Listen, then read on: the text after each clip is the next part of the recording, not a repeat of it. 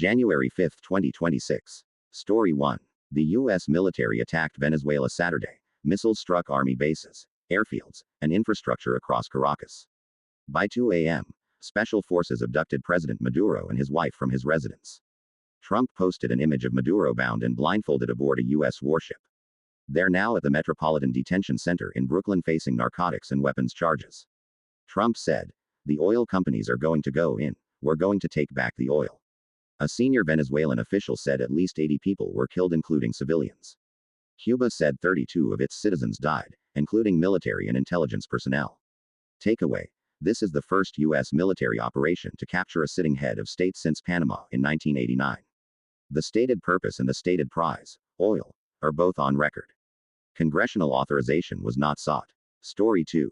Venezuela's Supreme Court designated Vice President Delcy Rodriguez as interim president. She initially vowed to defend Venezuela, then posted a more conciliatory message offering to work with the U.S. on cooperation within international law. Takeaway: the shift from defiance to conciliation in 48 hours tells you the calculation changed. Watch whether resistance consolidates or collapses. Story 3. The New York Times and Washington Post knew of the raid before it began Friday night and held the story to avoid endangering U.S. troops. Takeaway: major outlets coordinating with military on operation timing as the relationship made visible. Story 4. Trump threatened military action against Colombia, Cuba, Greenland, Iran, and Mexico. He accused Colombian President Petro of running cocaine factories, saying he's not going to be doing it very long. Asked if the U.S. would conduct an operation, Trump said, "It sounds good to me." Rubio said Cuba is in a lot of trouble. Petro called on Latin America to unite against being treated as servants and slaves. Takeaway: 5 countries threatened in the days after Venezuela. The pattern is established. Whether any have capacity to resist determines what happens next. Story 5. Netanyahu congratulated Trump on a perfect operation, saying Latin America is returning to the American axis and connection with Israel. Takeaway: the alliance is explicit. Perfect operation is the endorsement of the template. Story 6. Israeli forces killed 3 more Palestinians in Gaza over the weekend, including a fisherman and a 15-year-old. Deaths since the October ceasefire now total 414, with over 2,000 injured. In East Jerusalem, 130 Palestinians from 26 families face imminent eviction after Israel's Supreme Court denied their final appeal. Takeaway: the ceasefire death count continues climbing. The evictions are the West Bank policy proceeding on schedule. Story 7. Russia condemned the Venezuela attack as extremely concerning, stating Venezuela must determine its own future without military interference. The same day, Russia struck a residential building in Kharkiv, killing 2, including a 3-year-old.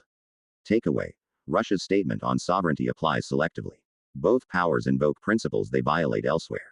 Story 8. Greenland's prime minister said, "Threats, pressure, and talk of annexation have no place between friends. Enough is enough, no more fantasies."